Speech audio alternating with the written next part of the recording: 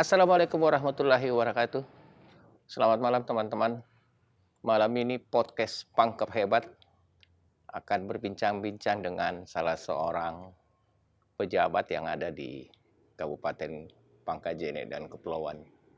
Beliau adalah Kapolres di kota ini, Bapak AKBP Endon Cahyo. Selamat malam Pak Endon. Selamat malam, Pak. Assalamualaikum. Waalaikumsalam. Kita panggil, karena saya lebih tua, panggil Mas aja. Oh, iya. Pak Endon, kita punya program ini adalah bagaimana para pejabat di Kabupaten Pangkep ini bisa dikenalin sama masyarakat. Teknologi kan sekarang berkembang, sehingga informasi sampai ke masyarakat itu lebih gampang, Pak Endon. Tugas-tugas Pak Kapolres kan cukup besar di kabupaten ini, sehingga komunikasi sama masyarakat kurang maksimal, tentunya terbatas, bukan kurang, tapi terbatas karena luas wilayah kita yang besar. Tapi kita mulai dulu Pak Endon bercerita tentang masa kecil Anda gitu. SD-nya saya tahunya Anda lahir 20 Mei 1978. Ya bentar lagi ulang tahun. Insya Allah. Silakan. Ya baik, Bapak. Jadi alhamdulillah saya lahir kebetulan di kota Probolinggo sebenarnya. Saya kecil dan besar di kota Malang. Jadi saya lahir 20 Mei 78. Kebetulan juga Bapak seorang tentara juga. Jadi beliau itu pindah-pindah tempat tugas sehingga kami juga sebagai anaknya juga mengikuti beliau. Dan beliau akhirnya kami sekeluarga menetap terakhir di Malang dari tahun 81 sampai dengan saya lulus SMA dan daftar AKABRI 96. 96 ya. Saya SMA di Malang, SMP, SD, dan di Malang. Dan sebelum saya masuk Akademi Kepolisian, ya terakhir di Malang tahun 96. Seperti itu. Ayah terakhir pangkatnya? Terakhir pangkatnya Letnan Kolonel. Di Angkatan Darat ya. Angkatan Darat. Oh, sama sekarang. Sama. Udah pensiun? Sudah, sejak tahun 97 sudah pensiun beliau. Masih ada. Alhamdulillah. Alhamdulillah. Ibu masih? Ibu sudah meninggal. Oh, ibu sudah meninggal. Oh, ya. Tapi memang dari kecil cita-citanya ada jadi polisi atau? Sebenarnya jadi polisi tentara itu malah tidak ada dalam pikiran benak saya sebenarnya dari kecil itu. Ya kalau dari kecil itu kita melihatnya itu kan sosok seperti pilot, kemudian dokter. Dan hal yang menarik itu saya itu karena waktu kecil sering naik kereta api, saya sempat bercita itu enak juga jadi masinis ya. Masinis kereta api, karena saya kecil kalau mudik kan ke Purwokerto, kebetulan bapak ibu juga aslinya Purwokerto di Jawa Tengah. Jadi kita kalau mudik itu naik kereta api seperti itu. Nah, tapi perjalanannya karena saya hidup itu karena bapak seorang tentara, jadi hidup itu sudah teratur seperti itu. Jadi apapun kegiatan saya sudah teratur. Jadi orang melihat saya itu memang justru orang lain yang melihat saya, oh ini anak ini cocok di AKABRI dan sebagainya seperti itu. Walaupun saya tidak ada niatan ke sana awalnya gitu. Iya. Tapi begitu diarahkan, waktu itu saya masuk AKABRI juga karena saya berpikir saya ingin cari sekolah itu yang memang meringankan beban orang tua pada saat itu. Jadi UMPTN saya masukin, AKABRI saya masukin. Sekolah-sekolahnya kedinasan itu yang ya dalam label pada saat itu murah ya saya masukin semua karena saya tidak ingin merepotkan orang tua. Intinya seperti itu. Dan ternyata pada suatu ketika saya ada 2 kesempatan masuk. Waktu itu UMPTN saya masuk di Bogor, IPB, dan saya sedang menjalani seleksi AKABRI di Magelang, sudah tingkat pusat waktu itu. Nah pada saat posisi saya ada di Magelang, pertengahan 96 itu, saya ada diberitahu saya masuk UMPTN, harus daftar ulang. Tapi saya ambil keputusan waktu itu, saya ikut akabri saja. Maksudnya Hmm. itu kan sudah mendekat juga karena Iya. sudah tes pusat. Ya, alhamdulillah waktu itu saya lulus. Hmm. Iya, Seperti tapi itu. kan biasanya itu anak tentara kan dikenal anak kolong, anak asrama. Sempat nakal-nakal juga nggak tuh muda gitu? Nah, kebetulan saya tidak sempat merasakan nakal. Yang sempat merasa nakal malah kakak saya yang pertama. Jadi karena kakak saya yang pertama nakal, ya mungkin anak kolong pada saat itu nakal dalam tanda kutip nakal anak-anak Iya. seperti itu. Nah, bagaimana kerasnya orang tua saya kepada kakak saya sehingga saya udah ngeper duluan saya. Jadi nggak berani saya. Akhirnya untuk berbuat nakal, waduh, akhirnya intinya nggak berani saja karena Hmm. orang tua juga didikannya keras. Kebetulan almarhum ibu saya kan guru. Iya. Jadi bapak tentara, ibu guru, ya kombinasi yang sangat luar biasa pada saat itu Oh untuk ya luar mendidik orang. biasa. Jadi bapak tentara, ibu guru. Ibu guru seperti itu, Ibu guru. guru. Tapi bapak pimpin pasukan atau teritori? Pada saat itu bapak dikaryakan di DPRD Oh DPRD. di Karya. Jember 2 periode Tapi 10 nggak pernah tahun. di pasukan. Pasukan pernah waktu pangkat sampai dengan pangkat kapten ya. Hmm. Kapten begitu mayor sudah dikaryakan di DPRD. Pada saat Di itu ya Malang. di Jember. Oh di Jember. Rumah di Malang tapi bertugas di Jember waktu itu. Oh, di Jember Iya, pada saat itu. iya pada Iya. saat itu. Terus berkeluarga sejak kapan? Saya berkeluarga, Iya. saya berkeluarga tahun 2005. Saya 2005. menikah, kebetulan istri juga Polwan, Poluan. pangkat juga sama dengan saya. Waduh. Mudah-mudahan dia tidak lebih tinggi nanti. Insya Allah. Jadi pangkat sama dengan saya, sekarang dinas di SPN Batua, anak satu perempuan. Ya, perempuan. Perempuan. Iya. Sekarang umur? Sekarang umur sudah berarti 15 tahun ya. Iya. 15 tahun dia kelas 1 SMA. Oh. Baik Pak Endon, kan dalam riwayat hidup yang diberikan saya oleh tim kreativitas kita, Bapak pernah jadi Kapolres di Nrekang, kemudian masuk di Pangkep. Sulawesi Selatan ini kan multi etnis sebetulnya. Jadi ada Bugis, ada Toraja Nrekang yang sama, ada Makassar, ada Mandar gitu. Bagaimana Anda melihat masyarakat Sulawesi Selatan dengan keberadaan Bapak sebagai? Ya, saya melihat pada dasarnya semua masyarakat Indonesia itu sama. Iya. Karena Indonesia itu kan majemuk semuanya dan heterogen. Saya berangkat dari suku Jawa dan saya pernah dinas di Nusa Tenggara Timur dengan suku yang juga jamak di sana, banyak bersuku juga. Dan saya pernah dinas di Jawa Barat, suku Sunda. Dan di Jakarta juga sama juga heterogen masyarakatnya, walaupun mungkin mereka juga lebih kota urban di sana. Iya. Dan saat ini saya dinas di Sulawesi Selatan. Dan Sulawesi Selatan ini menarik bagi saya karena sebenarnya orangnya saya lihat kalau di awal kita datang itu kan kalau orang bicara Sulawesi Selatan itu pasti bicaranya demo keras. Iya. Gitu. Tapi setelah saya dalami, saya dinas di sini ya, alhamdulillah kita lakukan pendekatan dengan masyarakat di sini. Ya saya diterima dengan baik. Ya alhamdulillah kami juga cukup akrab dengan masyarakat, baik itu di Nrekang maupun di Pangkep ini. Seperti itu. Di Nrekang itu kan kebetulan kampung saya di sana. Oh iya. Saya sering bolak-balik ya. Itu adalah daerah memang yang potensial dari sumber daya alam ya. Iya. Masyarakatnya memang masyarakat yang seperti itu. Tapi kan yang jadi pertanyaan bagi saya bahwa mudah-mudahan sih tidak dirasakan oleh Pak Kapolres bahwa ada karakter yang berbeda antara masyarakat Pangkep itu sama masyarakat Nrekang dari sisi yang lain mestinya, karena di sini ada pulau, di sana nggak ada laut. Ya, jadi ada berbeda. Bagaimana Pak Endon mengadaptasi semua persoalan yang ada di lapangan? Ya alhamdulillah saya selama di Nrekang tidak ada masalah juga. Karena pertama saya melihat dari sisi masyarakat di sana, masyarakatnya religius. Ya.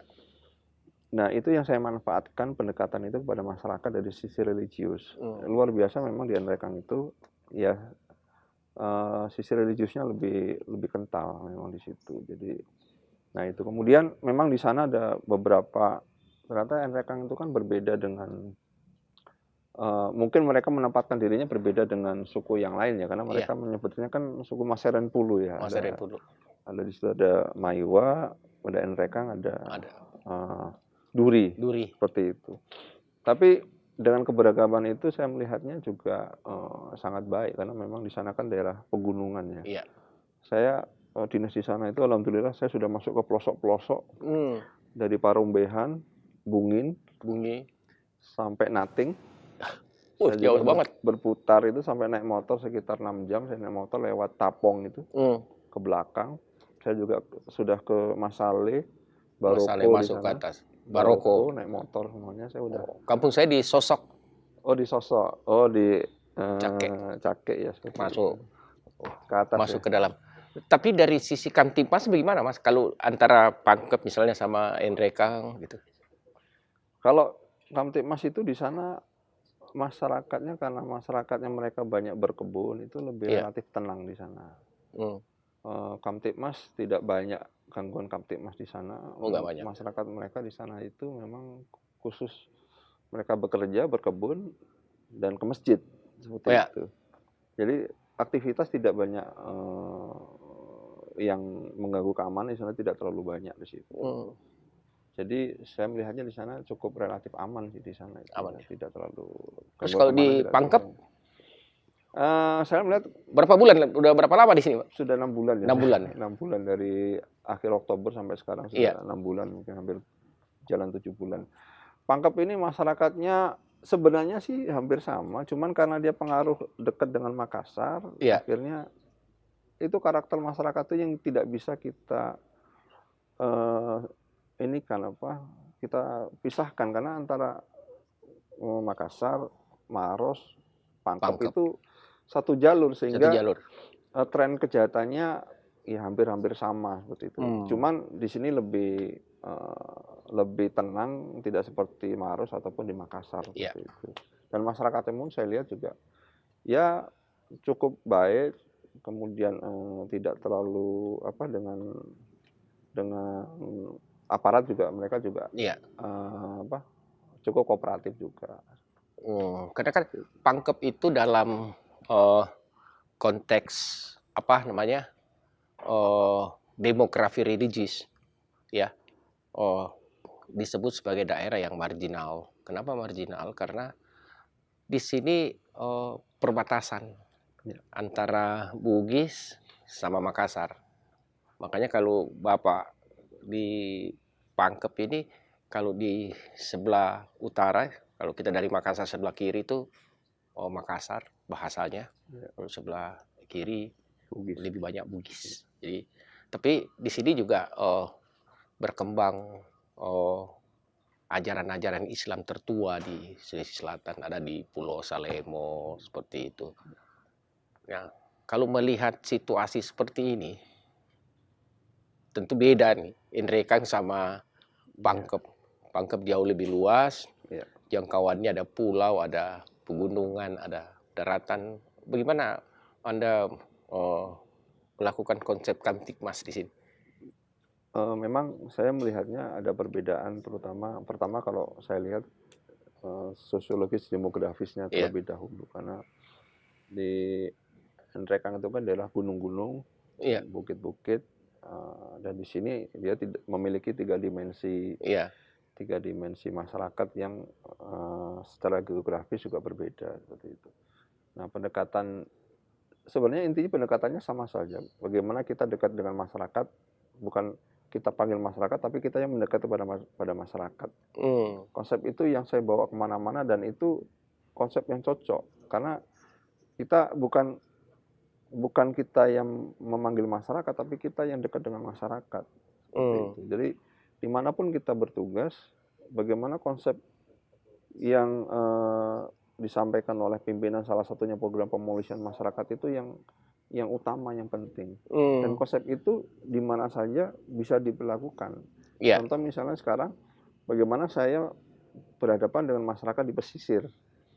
Walaupun metodenya akan berbeda, karena Iya. masyarakat pesisir juga punya tata cara yang berbeda, kemudian mungkin dari segi emosionalnya katanya juga karena lebih mudah tersulut karena Iya. orang pesisir, seperti itu.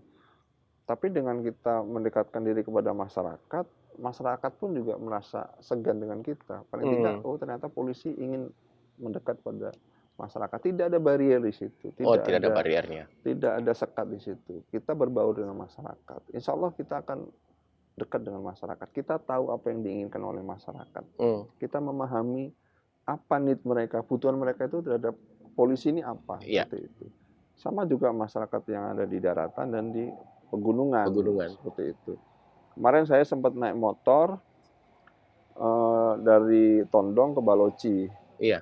Saya naik motor di situ, saya melihatnya, oh ini karakternya sama kayak di Nrekang, bergunung-gunung masyarakatnya, dan walaupun saya tidak lama, saya sempat berdialog sedikit dengan masyarakat di sana, seperti itu. Dan intinya sama, bagaimana kita lebih proaktif untuk mendekatkan diri pada masyarakat. Maka kita akan tahu apa kebutuhan masyarakat. Kalau kita hanya berdiam diri di kantor, kita tidak berusaha bercampur dengan masyarakat, kita tidak akan tahu, seperti itu. Walaupun karakternya pasti tentunya akan berbeda, seperti itu. Nah, apa yang yang Bapak bisa menyampaikan kepada masyarakat, bagaimana ada keterbukaan dari kepolisian ini terhadap masyarakat. Jadi konsepnya seperti inilah. Kalau kita mau bicara, masyarakat jangan takut dong sama polisi, gitu. Nah, apa pendekatan Polres? Pertama, kita lakukan pendekatan secara budaya dan secara agama. Itu yang penting. Iya. Kita sebagai orang Timur, tentunya dua pendekatan itu yang harus kita dahulukan. Kenapa pendekatan budaya? Ya, kalau kita merajuk kepada di mana bumi dipijak di situ langit dijunjung, berarti kita akan bekerja berdasarkan pendekatan budaya, pendekatan sosiologis kemasyarakatan. Kita dekat apa sih maunya masyarakat? Karena tentunya masyarakat, ya tadi Bapak bilang, masyarakat di sini dan masyarakat di mungkin Nrekang, tentunya akan ada perbedaan budaya, seperti itu. Nah, yang kedua, pendekatan agama. Bagaimana pendekatan agama ini merupakan hal yang sensitif, tapi ini paling kena masuk. Kita masuk ke masjid, kita masuk kepada tempat-tempat pengajian. Di situ kita sampaikan pesan-pesan moral kamtipmas kita sampaikan. Kita ajak masyarakat melalui dua hal itu. Dan ini cukup efektif. Makanya saya menyampaikan kepada anggota saya di lapangan, tolong kita harus sering-sering turun ke masyarakat. Memang capek, tapi begitu kalau kita sudah kena sama masyarakat, saya yakin masyarakat akan tergantung dengan kita, dimanapun kita bertugas, kita akan ditanyakan. Itu. Nah, itu konsep yang saya sampaikan kepada anggota. Tapi kan harus ada penyampaian Pak Kapolres kepada masyarakat dan disampaikan kepada aparatnya Pak Kapolres di lapangan bahwa pendekatan-pendekatan persahabatan, pendekatan-pendekatan sosialis, budaya dan sebagainya harus dibuka begitu. Artinya masyarakat juga harus terbuka untuk melihat seperti itu, ya kan? Di Pangkep ini kan persoalan ketertiban itu memang cukup rumit. Pertama tentu karena seperti saya katakan tadi, ada dua etnis di sini, ada Bugis, ada Makassar. Kemudian yang paling repot adalah manajemen transportasi. Mungkin Bapak dalam 6 bulan sudah melihat bahwa Pangkep ini sebagai daerah yang Trans Sulawesi, yang satu jalur. Kalau Bapak sekarang jam 2 sampai jam 6 sore dari Makassar sampai Maros itu udah 1 jam. Dengan berbagai kendala di lapangan. Di Pangkep juga seperti itu. Setiap malam jam begini kan luar biasa, bus, kontainer semua. Bagaimana Polres mengurai ini? Ya, memang perkembangan transportasi khususnya di wilayah kita ini memang tidak bisa kita elakkan, ini akan terus semakin berkembang, Iya. Pak. Perkembangan kendaraan juga semakin tahun akan semakin bertambah. Makanya kita perlu sebuah strategi bagaimana kita bisa mengelola ini, jadi ke depannya kita tidak terlambat. Kenapa saya bilang terlambat? Terkadang banyak pemerintah itu melakukan suatu terobosan itu, di mana istilahnya penyakit itu sudah Iya. stadium 4, sudah akut seperti itu. Sudah macet, baru dibuat Iya. suatu terobosan, suatu mekanisme bagaimana untuk tidak macet. Nah, sekarang inilah harus kita mulai berpikir ke depan, apa yang harus kita lakukan. Karena perkembangan jalan, pertumbuhan jalan, itu tetap akan kalah dengan pertumbuhan kendaraan. Betul. Seperti itu. Iya. Jalan mungkin tiap tahun bertambah berapa meter, berapa kilometer. Tapi mobil, motor, itu semakin tahun akan semakin Bertambah. berlipat-lipat dan bertambah terus. Nah, kita harus memikirkan sekarang pertama pengadaan, kalau yang kita lihat di Jawa, pertama mungkin kita harus membiasakan masyarakat menggunakan transportasi massal. Nah, sekarang moda transportasi massal kita bagaimana di sini? Karena saya melihatnya di sini transportasi massal ya mungkin hanya bentor, PT-PT, kemudian bus antar kota yang bus antar kota aja. kota yang cukup jauh. Itu saja. Iya. Mungkin di sini belum masuk mungkin sarana ojek online seperti itu. Ojek online belum. Kemudian belum masuk kendaraan-kendaraan yang bisa mengangkut dalam jumlah banyak dan itu sifatnya masuk ke jalan-jalan kecil seperti itu. Di sini orang lebih cenderung mempunyai motor daripada orang naik kendaraan umum, karena saya juga tidak melihat PT-PT ini cukup digemari oleh masyarakat sini, karena mungkin juga masalahnya trayeknya nggak jelas. Nah, seperti itu. Itu harus dipikirkan dari sekarang. Karena kalau kita sudah nanti masyarakat sudah berpikir saya lebih baik pakai motor daripada pakai angkutan umum. Nah, kita akan merubah mindset lagi, itu pekerjaan lagi, Pak. Tapi kalau kita sudah sekarang mensosialisasikan bagaimana kecintaan masyarakat tentang penggunaan moda transportasi umum, tapi tentunya moda itu juga harus tersedia terlebih dahulu, seperti itu, Pak. Kita di Pangkep ini ada namanya tim percepatan pembangunan. Jadi tim percepatan pembangunan lagi membuat rencana pengembangan kota baru. Tapi setelah kita studi, kita perlu pendekatan sama kepolisian melihat alternatif, sektor alternatif transportasi.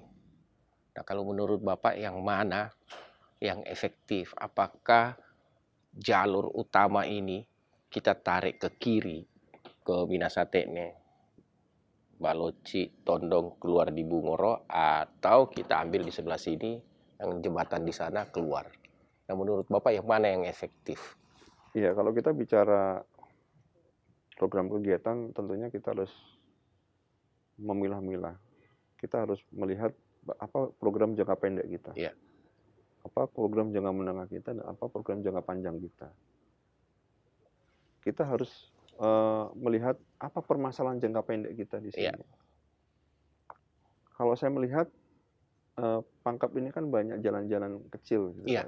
Kita banyak jalan-jalan kecil yang mana jalan-jalan kecil itu terkadang masyarakat kalau keluar jalan kecil itu, wah naik apa ya? Nah, itu yang harus dipikirkan terlebih dahulu, Pak. Sebelum kita melangkah ke lebih jauh, mungkin kota baru ataupun lain sebagainya. Kita mau diarahkan kemana, Nah, kemudian jangka menengahnya bagaimana? Bagaimana kita bisa mengatasi ini? Jangka pendek sudah terselesaikan, jangka menengahnya bagaimana? Nah, tentunya teman-teman di tim percepatan ini sudah mempunyai konsep bagaimana kita bisa melaksanakan atau mengadopsi sistem manajemen transportasi untuk masyarakat sehingga mengurangi ketergantungan terhadap kendaraan pribadi dan lebih menggunakan ke kendaraan umum. Banyak contoh-contoh mungkin kita bisa melihat mungkin di Jawa, di tempat-tempat yang memang sudah menerapkan itu secara baik, dan bisa mungkin kita adopsi di sini. Tapi tentunya teman-teman di percepatan sudah Udah, mempunyai obat lah kalau saya iya. bilang itu, bagaimana kita bisa memecahkan permasalahan ini baik jangka pendek, jangka menengah dan jangka panjang seperti itu. Tapi banyak. Kita lagi berpikir sekarang untuk mencari alternatif jalan utama. Bagaimana mungkin nanti dibagi kayak di Jawa, kalau kendaraan berat lewatnya sini, kendaraan biasa lewatnya sini. Karena bisa dibayangkan Pak Kapolres 2-3 tahun ke depan kalau tidak ada solusi alternatif itu, kita akan seperti Kota Maros gitu. Ya. Kapan ada, Bapak kan mungkin pernah rasakan, saya pernah Makassar Pangkep 4 jam karena ada kontainer patah as di tengah jalan. Parah betul. Kemudian ini beberapa keluhan masyarakat yang saya sampaikan ke Pak Kapolres, karena saya sengaja undang Pak Kapolres ini untuk menyampaikan ada beberapa hal. Saya tidak tahu kewenangan Polres Pangkep terhadap jalan trans negara, ini kan jalan negara terhadap putaran-putaran itu, Pak. Kami dari pihak Polres itu biasanya dimintakan pertimbangan berdasarkan situasi yang ada. Iya. Nah, saya melihat sebenarnya sudah ada bibit-bibit jalan yang bisa dipergunakan sebagai, kalau kami di Jawa itu bilangnya mungkin ring road ya Pak ya. Ring road. Jalan lingkar seperti itu. Sini belum. Jalan lingkar. Tapi saya melihatnya potensi jalan itu ke sana sudah ada. Ada. Contoh misalnya dari Misten ke arah Tonasa. Iya. Dari Tonasa keluar Bungoro.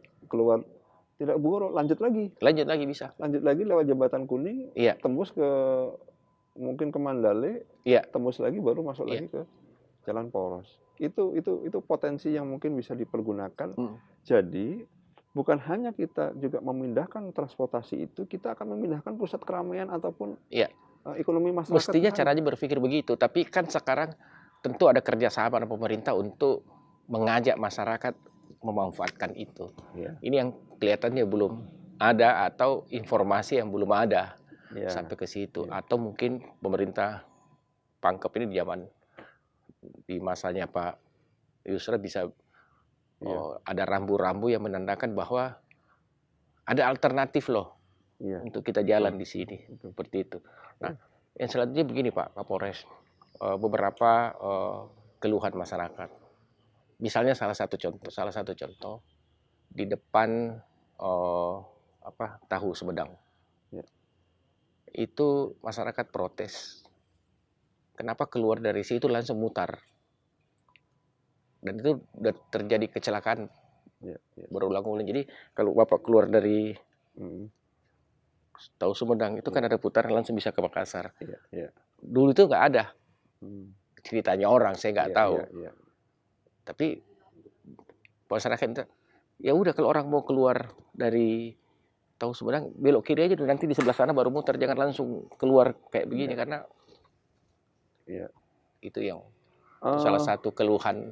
Dan banyak lah. Iya, betul. Saya juga melihat itu, tapi saya tidak tahu apakah memang itu dari awal sudah ada.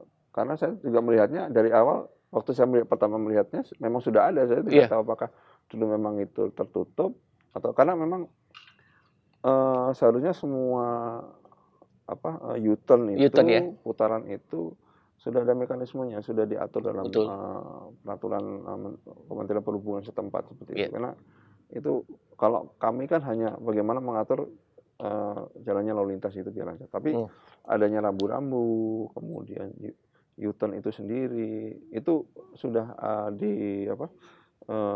melalui suatu peraturan oleh Dinas Keperhubungan setempat seperti itu. Nah, ini saya tidak tahu apakah memang sudah dilakukan kajian oleh Kementerian Perhubungan setempat, Dinas Perhubungan, atau tidak, atau asal dibuka. Ini yang harus kita cek kembali seperti itu. Karena memang U-turn itu dibuat itu tidak asal. Iya, betul. Dia berapa meter, kemudian tergantung dari tingkat kerawanannya, kemudian kepadatannya. Kalau kita melihat justru ada di beberapa kota atau ruas bidang itu, kalau memang dia menimbulkan kemacetan, mungkin agak jauh lagi U-turn itu. Jadi U-turn yang ada itu ditutup, lebih jauh lagi akan dibuat U-turn itu. Nah, itu tentunya sudah ada pertimbangan-pertimbangan.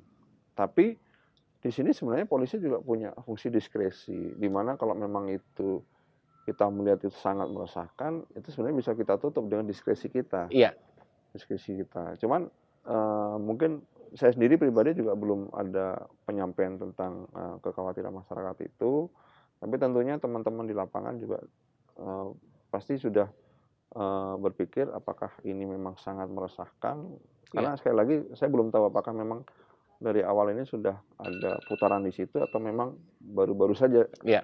Saya juga kurang paham tentang itu, karena saya datang pun juga sudah tahu di situ memang sudah ada putaran orang. Itu yang salah satu ya, Pak. Ya. Itu yang saya katakan tadi bahwa kadang-kadang kan ada masyarakat rasa enggan untuk menyampaikan kepada aparat, sehingga dia pakai jalur lain. Dia menyampaikan kepada kami atau menyampaikan kepada siapa. Itulah sebabnya dalam programnya Pak Yusran ini kita bikin namanya seperti yang saya sampaikan semalam, asisten hebat. Sekarang kita sudah punya pasukan itu 5. Ternyata setelah saya cek 5 per desa yang bisa menyampaikan semua informasi. Tadi saya berkumpul sama mereka, bahkan mereka minta ada radio komunikasi, ada keterbukaan komunikasi antara, tanya Pak, kalau kami asisten hebat ini bisa berkomunikasi nggak sama Kapolsek? Oh boleh, saya bilang, terbuka, saya sudah bicara sama Kapolres kok, lapor aja. Jadi semua laporan-laporan masyarakat itu bisa cepat sampai.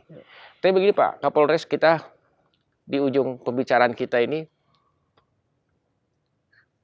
kita berharap bahwa Pak Endon punya konsep yang legacy di Pangkep ini.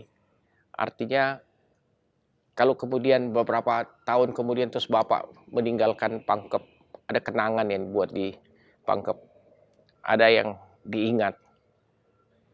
Sekarang kita lagi berpikir Pangkep ini menjadi, jadi Maros, Pangkep, kita lagi studi Pak, Maros, Pangkep, baru Pare, Pindrang. Itu akan menjadi Jawa Baratnya Indonesia ketika ibu kota pindah. Di 2004-2025 kalau nggak salah rencananya mau pindah. Itu. Maros, Pindad sudah buat pabrik senjata, pabrik peluru. Pindrang menjadi pusat lantamal berapa tuh yang terbuka. Sama dengan di Surabaya, jadi pangkalan. Kemudian di Goa sudah 1 divisi Kostrad. Artinya apa? Dari sisi keamanan pemerintah udah siapkan jauh. Nah sekarang Pangkep. Dari sisi pengembangan ekonomi apa yang harus dibuat? Nah mungkin Pak Endon punya konsep supaya orang kenang. Wah dulu konsepnya Pak Endon ini di sini yang bikin seperti ini. Kira-kira gimana Pak? Ya, kalau saya melihat sebenarnya potensi yang paling besar di Pangkep ini adalah laut Pak. Iya. Laut dengan berbagai macam pulaunya di sana. Jadi saya tidak tahu bagaimana mengaplikasikan konsep ini, tapi saya melihat laut ini luar biasa Pangkep. Kita punya wilayah laut yang luar biasa, sangat luas sekali. Bagaimana hasil laut kita itu ternyata banyak dijual langsung ke Makassar, mungkin ke Poltere seperti itu. Ini konsep yang mungkin ke depan untuk tingkat perekonomian ini untuk lebih ditingkatkan kembali. Kenapa saya sampaikan demikian? Karena itu tadi kita terdiri dari 131 kalau tidak salah pulau ya. Iya. Pulau yang tersebar di wilayah Kabupaten Pangkep. Dan ini potensi yang luar biasa. Dengan luas laut yang kita miliki. Kemudian bagaimana pengelolaan terhadap kekayaan laut ini sendiri.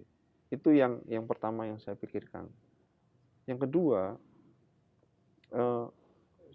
daripada dari laut ini, kita juga bisa melihat bagaimana potensi yang ada di daratan ini sendiri. Kita punya mungkin tambak juga cukup banyak seperti ini. Itu kembali lagi masalah ikan. Kebetulan kan Bapak Bupati kan juga sarjana perikanan yang tentunya beliau sudah mahir dalam bidang ini.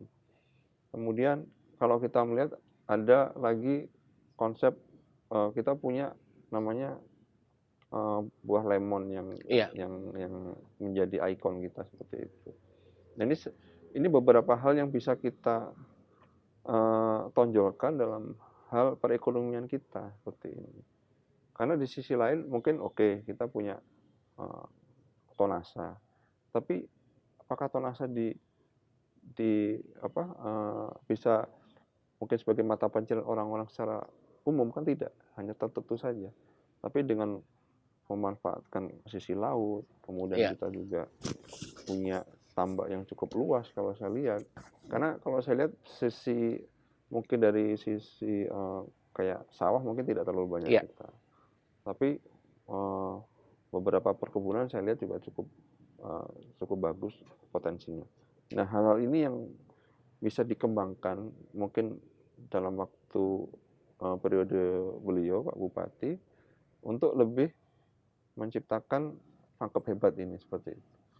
Jadi tidak hanya kita mengandalkan dari orang luar, tapi bagaimana kita bisa menciptakan pangkep ini bisa berdikari sendiri dengan memanfaatkan sumber daya alam yang ada.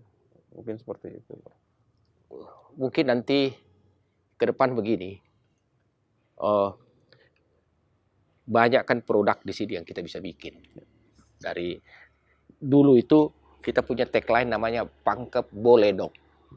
Boledong itu singkatan dari bolu. Bolu itu bahasa aslinya bandeng. Lemo jeruk, doang, udang. Jadi orang bilang, ya kalau Bapak lihat tagline-nya pangkep itu selalu ada udang, ada bandeng, ada itu, ada jeruk. Nah, udang, bandeng itu nama daerahnya sini ikan bolu. Kemudian jeruk namanya lemo. Kemudian udang namanya doang. Jadi disingkat namanya boledong. Ya kan? Saya berharap nanti Pak Endon buat sejarah gitu. Misalnya dan kita konsultasi. Misalnya saya lagi kembangkan salad jeruk. Kalau Bapak buka di YouTube itu ada. Kalau jeruk itu namanya pomelo. Mungkin kita bikin nanti salad Endon. Atau bandeng tanpa tulang Endon. Itu yang kita berharap dalam pangkep. Kenapa kita pakai pangkep hebat? Memang, dan kenapa saya harus mengajak semua Porkovinda untuk diskusi begini supaya ada sejarah. Kalau Bapak pernah di Endrekang, ya kan? Kalau di dekat kota itu ada patung polisi. Kadang-kadang orang salah lihat, dia kira polisi betul. Tapi itu sejarah bagi Kapolresnya yang dulu yang bikin itu. Jadi ada, ya kita berharap Pak Endon bisa buat sesuatu itu bisa dikenang orang pangkep. Begitu. Ya Pak Endon ya? Insya Allah, mudah-mudahan. Oke Pak Endon, sebelum kita berakhir, kita bikin rapid test. Tes cepat. Tidak Pak Bupati di sini. Saya dikasih bahannya dari teman-teman tim kreatif. Bapak tinggal jawab secepatnya. Namanya juga rapid test. Ada 7 pertanyaan di sini. Nanti dapat hadiah dari Ibu Bupati. Oke, kita mulai Pak ya. Rastra Sewa Kotama. Abdi utama daripada Nusa dan Bangsa. Pak Hugeng. Toladan. Listio Sigit Prabowo. Pimpinan visioner. Bayangkari. Pendamping sejati. Pendamping sejati. Ini lebih hebat lagi. Ini diminta konsistensi Pak Endon. Karena Bayangkari pendamping sejati. Ibu Tri Suryanti. Banyak cerita yang kita tidak bisa ungkapkan untuk kita nikmati sampai akhir hayat nanti. Pak Kirwan. Orang tua yang sudah mendidik saya dan membuat mental saya seperti ini. Dan menjadi contoh dalam bertugas saya. Yusran Lalogau. Pemimpin muda yang visioner, yang mampu akan merubah pangkep menjadi lebih hebat. Mantap. Terima kasih Pak. Kita kasih hadiah ini dari Ibu Bupati. Saya tidak tahu dia kasih saya sarung. Tadi apa hadiahnya katanya. Oh rupanya saya pikir-pikir Pak Kapolres ini pernah tugas di Endrekang. Jadi dia pasti pernah tidur pakai sarung di gunung. Nah, kita mungkin Bapak bisa kasih selempang aja ya. Iya. Ah. Atau begini aja. Ini kayak si Unyil. Kalau ini dari Pak Bupati. Terima kasih. Ini dari Pak Bupati. Oke. Ya. Baik, terima kasih ya Pak Endon, terima kasih. Sama-sama. Waktunya yang diberikan walaupun singkat 45 menit. Kita akan edit dan kita akan sampaikan kepada seluruh masyarakat. Terima kasih. Kita berjumpa bersama Pak Kapolres dalam 45 menit. Banyak sekali hal-hal yang menarik. Dan insya Allah untuk masyarakat Pangkep, kita tunggu apa yang harus, sejarah apa yang harus dibuat oleh Pak Endon yang kita kenal sampai akhir hidup kita semua. Selamat malam. Assalamualaikum warahmatullahi wabarakatuh. Waalaikumsalam.